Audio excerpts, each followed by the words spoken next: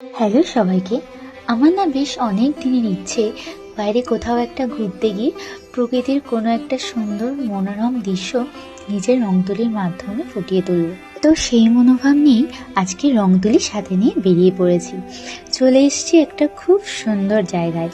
কোথায় এসেছি সেটা না তোমাদেরকে পরে বলবো। চারিদিক ঘুরে ঘুরে আমি বেছে নিয়েছিলাম একটা শান্ত সুন্দর জায়গা, একটা ঝিলের পাড়ে।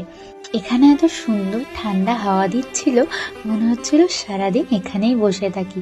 এখান থেকে আর উঠতে ইচ্ছে করছিল না। কথা বলতে বলতে আমার আঁকাও শেষ হয়ে আসলো প্রায়।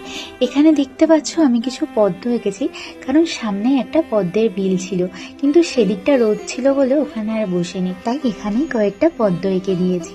আঁকাটা আমার তেমন একটা ভালো লাগেনি, কেমন যেন বাচ্চা বাচ্চা টাইপের। তোমাদের কেমন লেগেছে জানিও। আর এই যে সেই পদ্মের বিলটা, কি সুন্দর না? আমার তো ভীষণ ভালো লাগছিল। তো এই জায়গাটা কোথায় জানতে হলে কমেন্ট করো।